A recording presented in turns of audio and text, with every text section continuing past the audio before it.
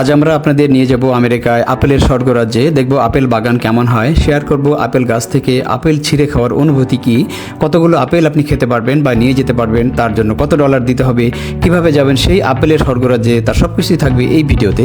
পুরো ভিডিও জুড়ে আমাদের সঙ্গে থাকুন।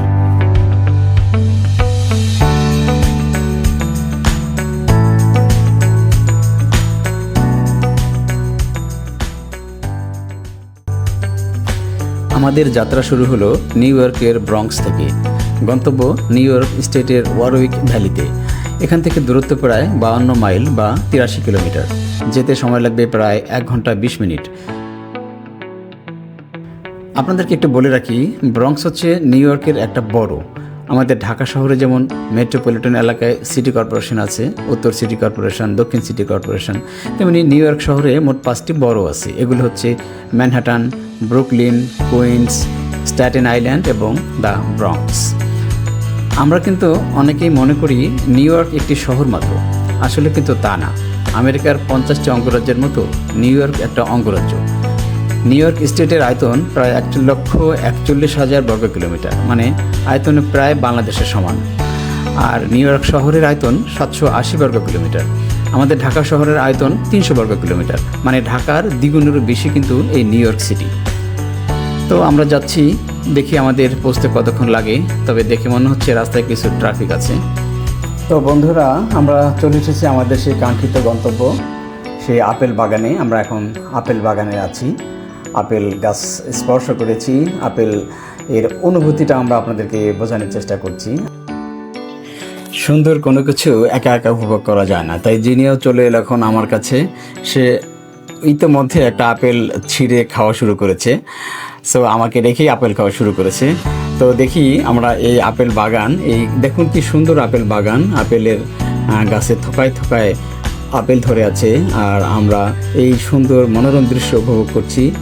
আর সারাদিনে আপনাদেরকে আমরা আপেলের বাগানের এই সুন্দর সুন্দর দৃশ্য দেখাবো, আর কিভাবে এই আপেল বাগান এত সুন্দর করে হয়ে উঠলো, তাদের পরিচর্যায় এত সুন্দর আপেল বাগান হলো, আমরা সব কিছুই আপনাদেরকে কিন্তু আজকে দেখাবো। আমরা দেখবেন। জিনিয়া দিকে চলে আসো, আমরা একসাথে দেখি। এবং জিনিয়া ইতিমধ্যে সে কিন্তু আপেল খাওয়ার মধ্যেই আছে, এবং সে আপেল গাছ ধরে সে কী করবে সে মনে হয় নিজেও বুঝতে পারছে না। এত অদ্ভুত অনুভূতি হয়তো তার আগেও কখনো হয়নি। সো সে খুবই উত্তেজিত, সে খুবই আনন্দিত, সে অলওয়েজ হাসির মধ্যে আছে। আপেল গাছ নিয়ে সে কী করবে সে বোধহয় নিজেও বুঝতে পারছে না। সে তার কাছে এটা স্বপ্নের মতো মনে হচ্ছে। বাগানে ঢোকার পর থেকে কিন্তু আমাদের মনে হচ্ছে আমরা যেন একটা সবুজ মায়াভূমির মধ্যে চলে এসেছি, যেখানে শুধু আপেলের বাগান আর মন ভরে যাওয়ার মতো এক শান্ত পরিবেশ। জিনিয়া আমার সঙ্গে আছে, সে খুবই উপভোগ করছে বাগানটাকে। সে কোন দিক থেকে কোন দিকে যাবে যেন বুঝতেই পারছে না, কোন গাছ থেকে সে আপেল নেবে সেটাও সে হয়তো বুঝতে পারছে না। সে এইমাত্র এই একটা আপেল ছিঁড়ছে এবং সে একটা আপেল ফেলেও দিয়েছে, কোনো দিকে ভ্রুক্ষেপই নাই তার। সে যে একটা আপেল পড়ে গেল, সে কিন্তু এখন খাওয়া শুরু করলো, তাই না, শুধু আমাকে খাওয়ানো শুরু করলো।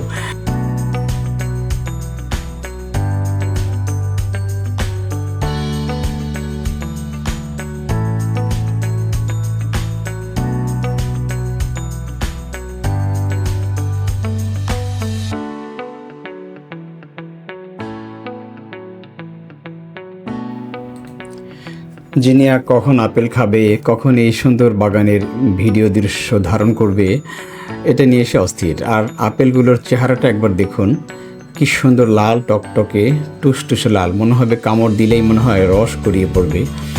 এত সুন্দর আপেলকে আমরা ঢাকা শহরের কখনো কিনে খেতে পারি? আমার মনে হয় না।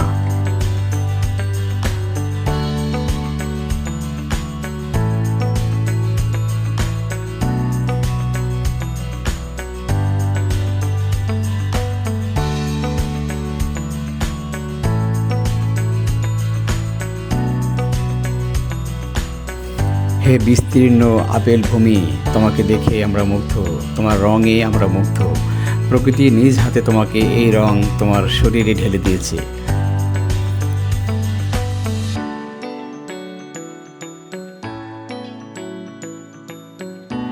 তো বন্ধুরা, নিউ ইয়র্ক অঙ্গরাজ্যের এই ওয়ারউইক ভ্যালিতে কি কি আপেল অর্চার্ড আছে সেগুলো আপনাদেরকে একটু বলি। এর মধ্যে বিখ্যাত বাগানগুলো হচ্ছে Masker Orchard, Apple Ridge Orchard, Pennings Orchard এবং ওকস অর্চার্ড। আপনারা নিউ ইয়র্কে এসে আপেল বাগান দেখতে চাইলে এই ওয়ারউইক এলাকায় অবশ্যই আসবেন। এখানে আপনি ইচ্ছামতো যে কোনো বাগানে আপনি প্রবেশ করতে পারবেন।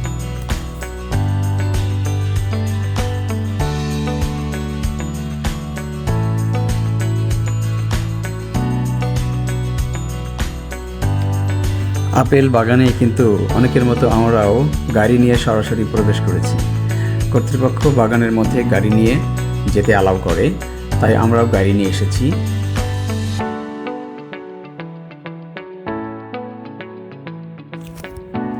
বন্ধুরা, আপেল তোলার মৌসুম বা পিকিং সিজন সাধারণত আগস্টের শেষ থেকে নভেম্বরের শুরু। আপেল বাগান ভ্রমণের জন্য কিছু গুরুত্বপূর্ণ টিপস দিচ্ছি আপনাদেরকে। আপেল কিন্তু সারা বছর ধরে না। আপনি যদি সবচেয়ে সেরা সময়টাতে আপেল বাগানের সৌন্দর্য উপভোগ করতে চান, তাহলে আপনাকে যেতে হবে সেপ্টেম্বরের মাঝামাঝি। এই সময় গাছে প্রচুর আপেল থাকে। উইকেন্ডে বাগানে ভিড় বেশি থাকে, সো সুযোগ থাকলে উইকডেতে যাবেন।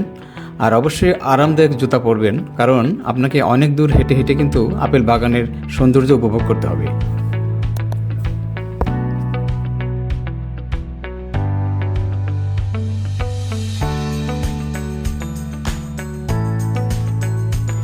আনন্দ অনুভূতি বা আনন্দ উচ্ছ্বাস প্রকাশের কোনো ভাষা থাকে না, কোনো বয়স থাকে না।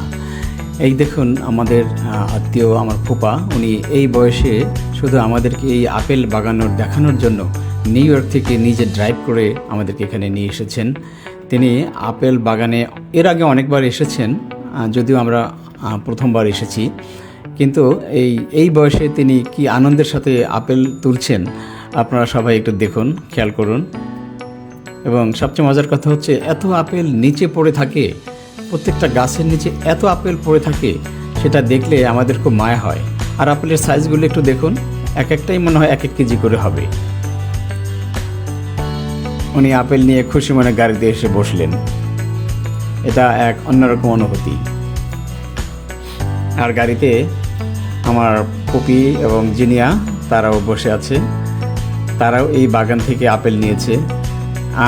একটা তথ্য হয়তো আপনাদেরকে বলা হয়নি, সেটা হচ্ছে এখানে এক ব্যাগ আপেল আপনি নিতে পারবেন। ব্যাগটা তারাই দিবে আপনাকে, শুধু ব্যাগ ভর্তি আপেল যত খুশি আপনি নিতে পারেন, কোনো অসুবিধা নাই। আপনি যত খুশি খান, কোনো অসুবিধা নাই। বাগানে একটা খান, 2টা ছিঁড়ে ফেলেন, কোনো সমস্যা নাই, কেউ কিছু বলবে না। আর দেখেন কীরকম আপেল কত নিচে পড়ে আছে, আপনারা একটু খেয়াল করেন।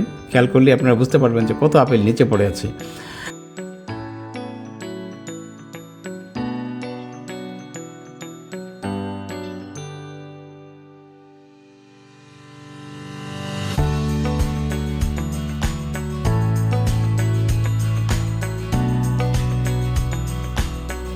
এবারে এই বাগানের কয়েক ধরনের আপেলের কথা বলি।